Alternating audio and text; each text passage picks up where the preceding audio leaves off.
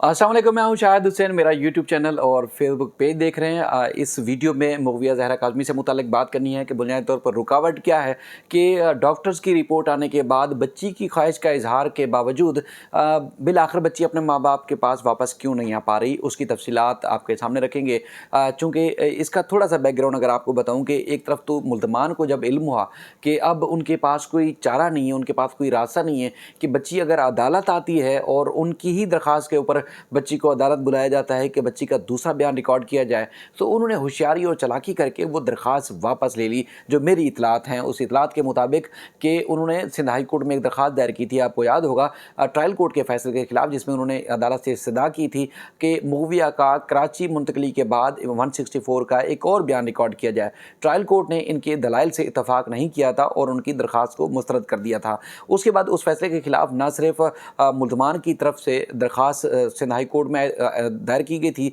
Appeal दायर की गई थी, बल्कि मुग़विया से मुलाकात के लिए भी दरख्वास्त दायर की गई थी। अच्छा, पहले ये केस जो है जस्टिस सलाउद्दीन पवार साहब की अदालत में चलता रहा। जब उनकी तरफ से दरख्वास्त की समाअत से इनकार किया गया, माज़रत की गई कि उन्होंने माज़ूरी का इज़हार किया गया कि वो ये केस नहीं सुनेंगे, तो ये मामला आया जस्टिस आफ्ताब अहमद गुरर की अदालत में। इस दौरान जो है एक नए वकील साहब जो कि इंतहाई सीनियर हैं, मोहम्मद फ़ारूक साहब, वो भी शामिल हो गए और उसके बाद जब ये समाअत हुई तो उस दौरान हमने देखा कि मुल्ज़िम की तरफ से जो सीनियर वकील थे जी एम फ़ारूकी साहब, उनकी तरफ से कहा गया कि वो जो दरख्वास्त है 164 की बयान रिकॉर्ड करने के हवाले से जो अपील है वो वापस लेते हैं, वो उसको नहीं चलाना चाहते। तो अदालत ने दरख्वास्त वापस लेने के ऊपर खारिज कर दी, यानी कि मुकदमा वो खारिज कर दिया था। चूँकि मुल्ज़मान को ये लग रहा था, बज़ाहिर ये मामला चूँकि बार बार हम रिपोर्ट भी कर रहे थे मुख्तलिफ सोर्सेज से और उसके बाद फिर माँ बाप की मुलाकात भी हो गई थी, तो उसके बाद उनको लगा कि अब अगर बच्ची आई तो अब किसी सूरत भी जो है वो हमारे साथ या हमारे हक़ में बयान नहीं देगी। तो इसलिए उन्होंने चालाकी करके वो वापस ले ली, क्योंकि उनको ये भी अंदाज़ा था कि ये दरख्वास्त पे अगर हमारी यही और यहाँ आके हमारे खिलाफ ही ये केस हो गया, मुखालफत हमारी तरफ हो गई, तो हम तो कहीं मुँह दिखाने के काबिल नहीं रहेंगे।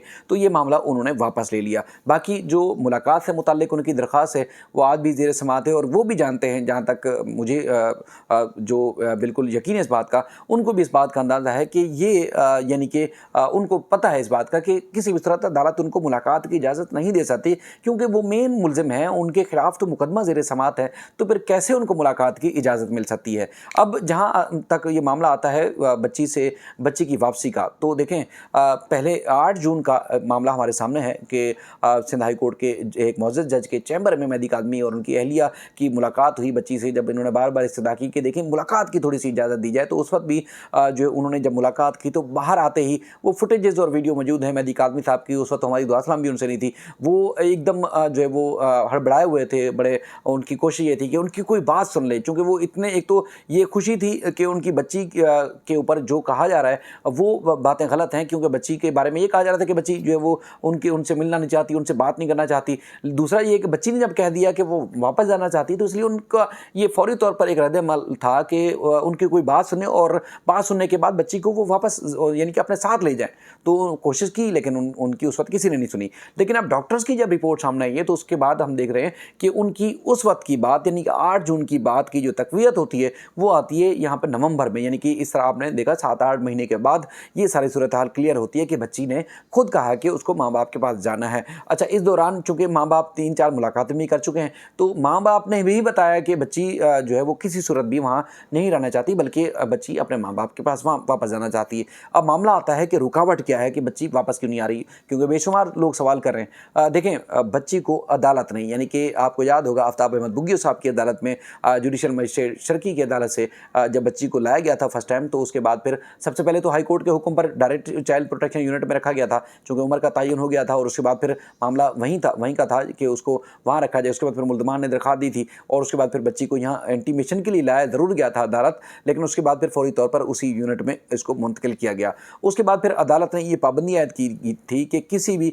ना कोई बच्ची से मिल सकेगा और ना ही बच्ची की बग़ैर इजाज़त अदालत के कहीं कोई मूवमेंट हो सकेगी। उसके बाद फिर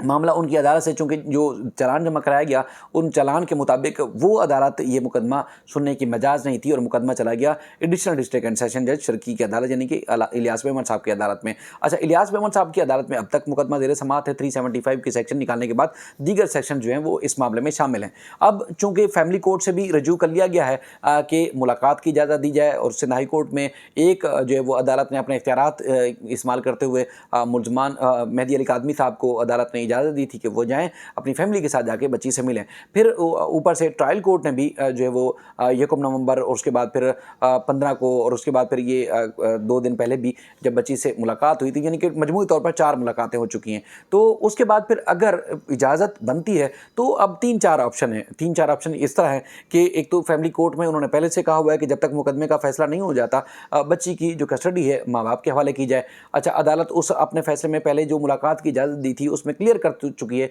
कि बच्ची का बुनियादी तौर पर जो हक है वो हर सूरत माँ बाप का है इसी फैमिली कोर्ट की अदालत में जिसमें मुकदमा ज़ेर समाअत है। और इसके अलावा दूसरा ऑप्शन ये है,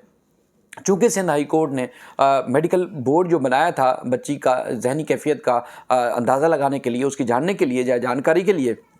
उसके बाद रिपोर्ट का कहा था कि रिपोर्ट जमा कराई जाएगी ट्रायल कोर्ट में। अब ये जब रिपोर्ट क्लियर हो गई है,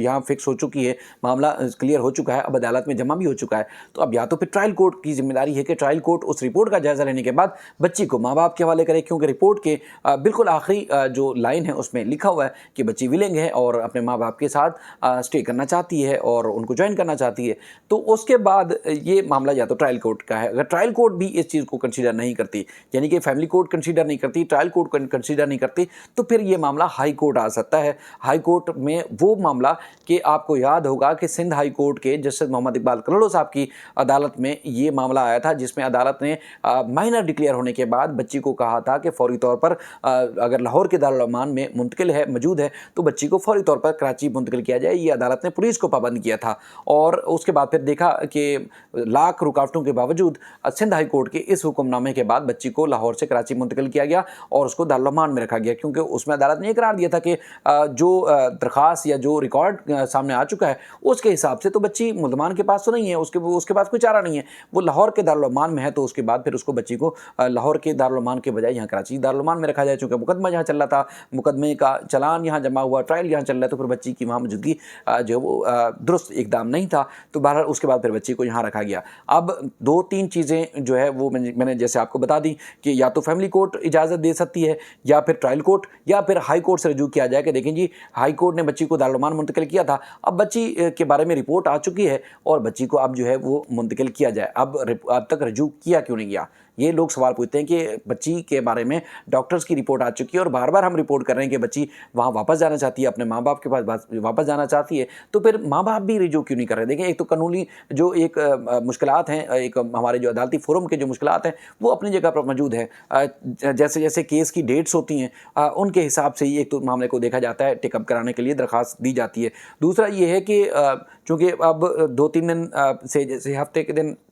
जो है वो हाई कोर्ट में और इतवार के दिन जो है वो अदालती अमूर नहीं होते, पीर और जुमे तक होते हैं, पीर से जुमे तक होते हैं। तो अब अगर कमिंग वीक में जो कुछ भी होगा माँ बाप की तरफ से, मतलब आने वाले हफ्ते में इंशाल्लाह ज़्यादा जो है वो फोकस किया जाता है। फिर एक और जो गफलत और लापरवाही है ख़ास तौर पर फैमिली कोर्ट की जो चाइल्ड प्रोटेक्शन यूनिट की तरफ से, वो ये है कि बच्ची ने बार बार ख्वाहिश का जब इजहार किया है, इस तरह पहले हम कई केसेस रिपोर्ट कर चुके हैं जब अदालत के हुक्म पर बच्चियों को सेफ्टी और सिक्योरिटी के लिए चाइल्ड प्रोटेक्शन यूनिट में रखा जाता है या दारुल अमान में रखा जाता है, लेकिन जब बच्चियां अगर इस ख्वाहिश का इजहार करें कि उनको जो है वो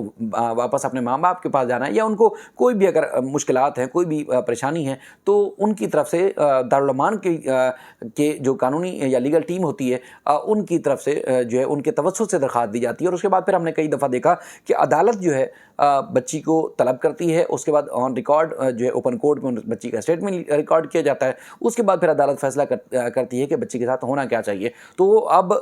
बच्ची के बार बार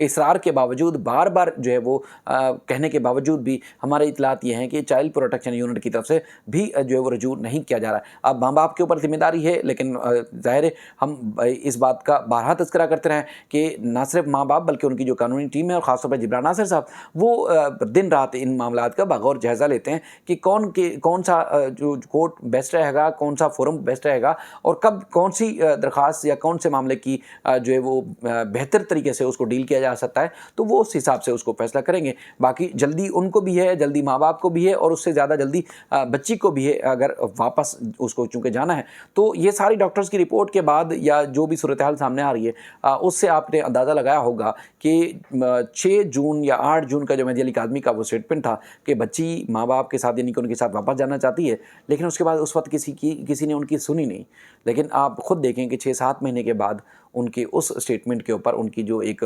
बयान था कि उनकी बच्ची वापस जाना चाहती है, उसके ऊपर उनके ऊपर दावे के ऊपर डॉक्टर की रिपोर्ट ने मुहर सब्त कर दी है। उम्मीद है कि बच्ची की, उनके ख़ानदान की मुश्किलात बहुत जल्द ख़त्म होगी। बाकी जो देखने वाले हैं, सुनने वाले हैं, रिपोर्ट करने वाले हैं, मैं उन सबका शुक्रगुज़ार हूँ, चूँकि सब ने पार्टिसिपेट किया, सब ने जो है वो अपनी जान, इज़्ज़त और सब कुछ जो है वो दाँव पे लगा के इस मामले को रिपोर्ट किया। लाख इख्तिलाफ़ात, लाख चीज़ें होने के बावजूद लोग एक काज़ के लिए साथ खड़े रहे। उम्मीद है कि इसी तरह पाकिस्तान और पाकिस्तान के बाहर भी जो भी देखने वाले हैं, सुनने वाले हैं, इसी जज्बे के साथ जो है लोगों की बातों में बग़ैर इस चीज़ को फ़ॉलो करते रहेंगे, अपने इस एहतजाज में शामिल रहेंगे और जब तक माँ बाप के पास बच्ची वापस नहीं आती तब तक जो है वो सिलसिला जारी रखेंगे। बेशुमार चीज़ें सुनते भी हैं आप लोग मुख्तलिफ़ फ़ोरम्स के ऊपर, लेकिन मेरी जो ज़ाती इल्तिजा है सबसे कि किसी की बातों पर आप कान ना धरें और जिन जिन के जो इख्तिलाफ़ात हैं उनसे भी मैं हमेशा रिक्वेस्ट करता रहता हूँ कि आप खामोश रहें और ये फ़ोरम नहीं होता कि लोगों को मज़ीद जोड़ने के बजाय आप तोड़ते रहें। तो इंशाअल्लाह सब, मुझे उम्मीद है, यकजा हैं और इंशाअल्लाह यकजा रहेंगे और आप सबका शुक्रिया जो देखते हैं, सुनते हैं और उसके बाद फिर रद्द-ए-अमल का इज़हार भी करते हैं और इस एहतजाज में शरीक भी होते हैं। आप सबका शुक्रिया। अल्लाह हाफ़िज़।